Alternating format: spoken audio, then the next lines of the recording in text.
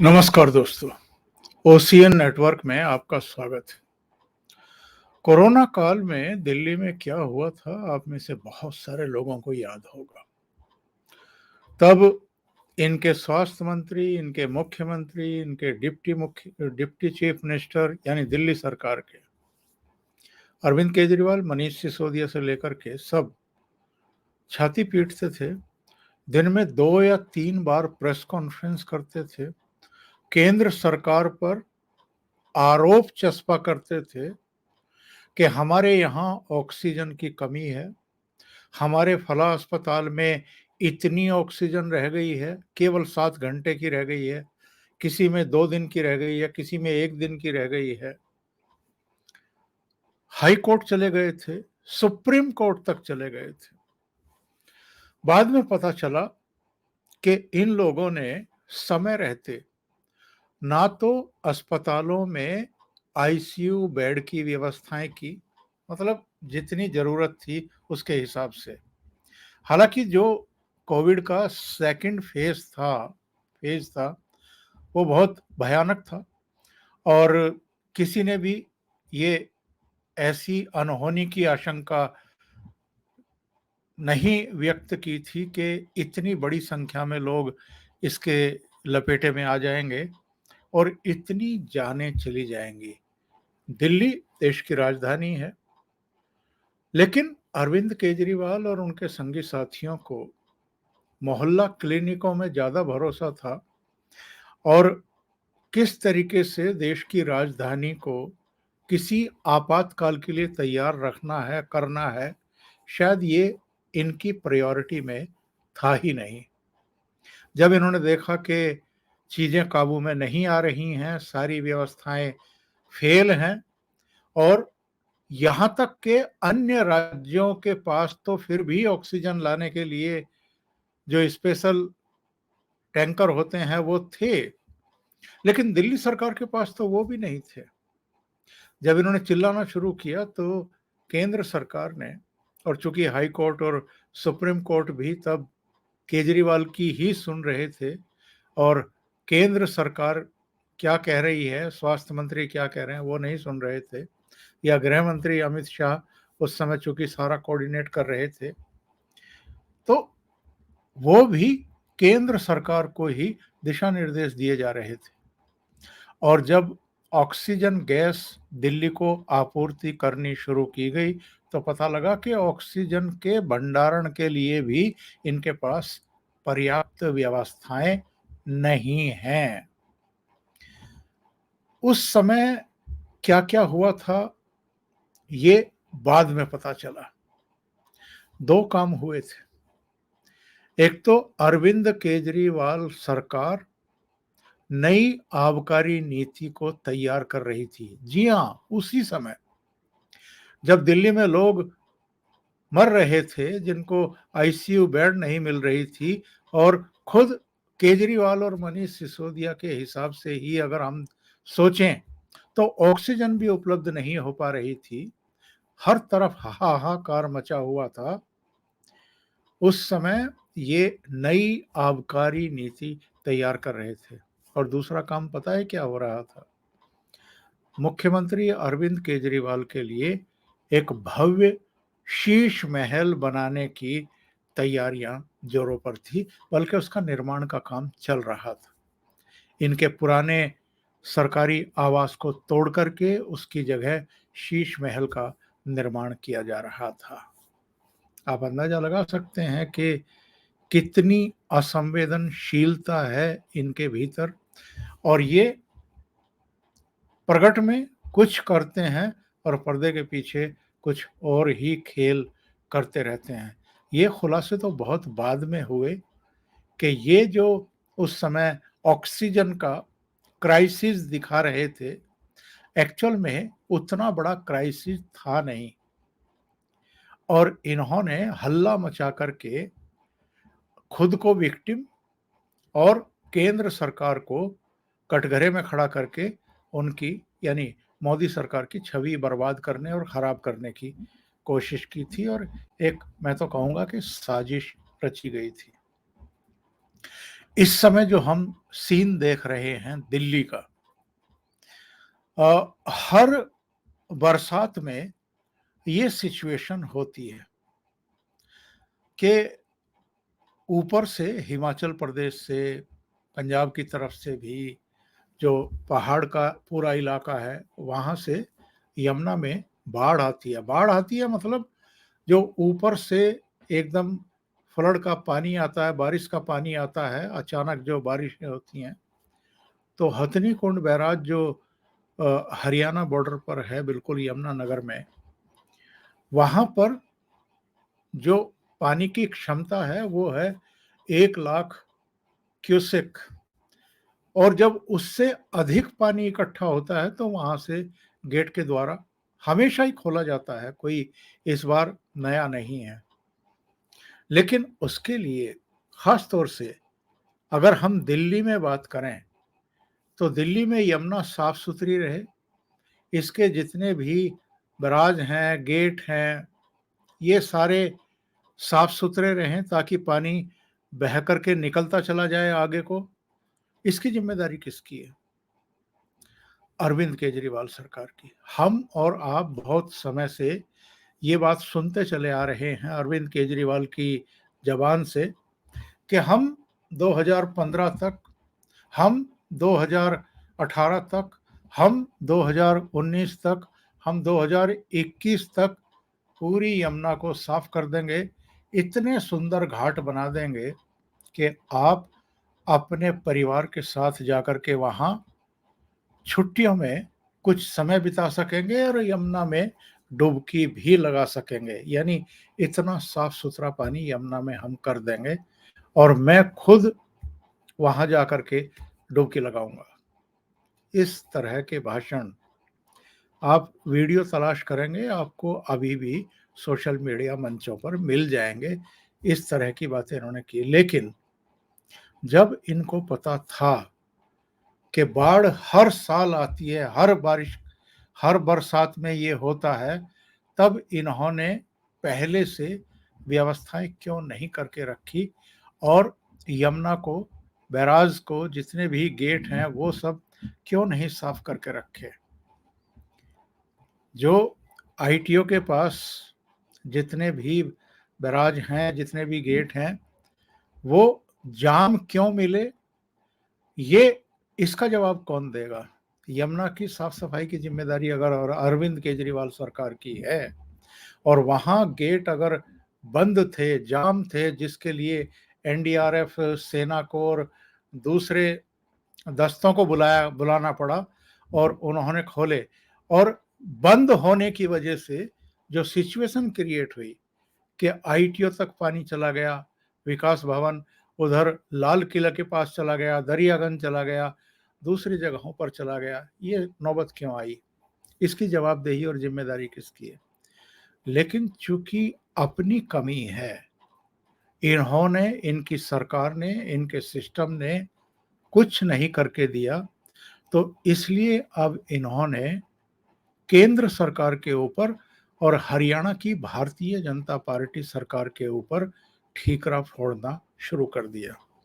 और इनके गैर जिम्मेदार कुछ नेताओं ने तो यहां तक कह दिया कि चूंकि 2014 और 2019 में दिल्ली की जनता ने मोदी साहब की झोली में 7-7 सीटें डाली, लेकिन जो 2 विधानसभा इस बीच हुए हैं दिल्ली में, उनमें भारतीय जनता पार्टी को हरा दिया। इसलिए भारतीय जनता पार्टी अब दिल्ली की जो जनता है उसको खत्म करना चाहती है, उनकी जान लेना चाहती है। इसलिए हथनी कुंड बैराज से इतना पानी छोड़ दिया गया। एक और झूठ बोला गया इनके द्वारा। इन्होंने कहा कि साहब, जो उत्तर प्रदेश की तरफ नहर जाती है बैराज से, उसमें पानी नहीं छोड़ा गया और सारा पानी दिल्ली को डुबाने के लिए छोड़ दिया गया। अब उसमें तहकीकात हुई, पता किया गया कितना सच है कितना झूठ है। तो हथनी कुंड बैराज पे यमुना ही है जो ऊपर से आ रही है और यमुना ही है जो आगे भी जा रही है। वहाँ बहुत सारे गेट लगे हुए हैं। 1 लाख क्यूसेक पानी जब उससे अधिक हो जाता है तो ये गेट सारे खुल जाते हैं, पूरी तरह खुल जाते हैं और पानी जो है वो आगे चला जाता है। 2 कैनाल बनी हुई हैं, एक हरियाणा की तरफ बनी हुई है जिसकी क्षमता जो है वो 18,000 क्यूसेक पानी की है। एक उत्तर प्रदेश की तरफ आती है और ये दोनों नहरें, दोनों कैनाल जो हैं, ये सिंचाई के लिए बनाई गई हैं। उत्तर प्रदेश की तरफ जो आती है वो बहुत छोटी है, पतली है, उसकी जो क्षमता है वो 5,000 क्यूसेक पानी की ही है। ये कहते हैं कि साहब उत्तर प्रदेश की तरफ जो नहर है वो सूखी पड़ी थी, यानी उधर मोदी सरकार ने पानी नहीं खोला और सारा पानी दिल्ली की तरफ खोल दिया, दिल्ली की जनता को मारने के लिए। मतलब इससे अधिक गैर जिम्मेदार बयान कोई हो सकता है क्या? जो अधिकारी हैं वहां के, उनका कहना ये है कि अगर 1 लाख क्यूसेक पानी से अधिक बैराज में इकट्ठा होता है और ऊपर से आ रहा होता है तो ये दोनों कैनाल जो हैं ऑटोमेटिकली बंद हो जाती हैं, यानी उनके मुंह बंद हो जाते हैं। क्यों? क्योंकि ऊपर से जब तेज बहाव आता है, बारिश का पानी आता है तो उसके साथ सिल्ट वगैरह, पत्थर वगैरह भी आते हैं।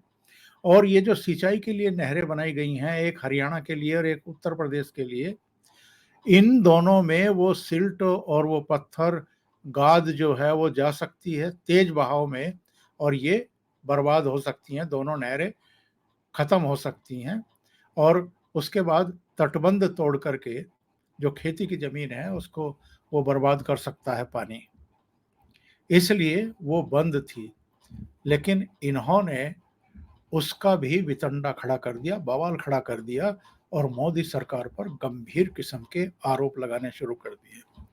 मेरा माथा उस समय ठनका था जब बाढ़ पूरी तरीके से आई भी नहीं थी, मतलब यमुना में पूरी तरीके से उफान आया भी नहीं था, उतना पानी भी नहीं आया था, खतरे के निशान से ऊपर पहुंचा भी नहीं था।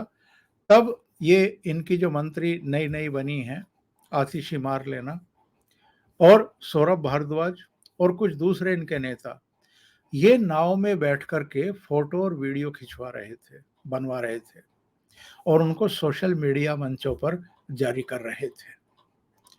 मेरा माथा इसलिए ठनका था कि ये प्रोएक्टिवनेस अचानक कैसे? और उसके बाद जब ये पानी आना शुरू हुआ तो इन लोगों ने बयान दागने शुरू किए कि हमारा तो हर नेता जो है वो मौके पर है, मोहल्लों में भी जा रहा है, जहां जहां जल भराव हो रहा है वहां खड़े हैं हम लोग तो। लेकिन भारतीय जनता पार्टी के 7 एमपी कहां हैं जो दिल्ली से चुने गए हैं? यानी ये जो बाढ़ का पानी आया है, जो यमुना का पानी आया है, दिल्ली के इलाकों में भरा है, इस पर ये लोग सियासत क्यों कर रहे हैं? अब आप ये समझने की कोशिश करिए। जनता को राहत मिले, यमुना में निर्बाध गति से बाढ़ का पानी बह करके आगे निकल जाए, कोई इनकी दिलचस्पी नहीं है। इनकी दिलचस्पी आने वाले लोकसभा चुनाव में 7 सीटें हैं और फिर आगे जब विधानसभा चुनाव आएगा तो उसकी बात बाद में सोचेंगे ये लोग।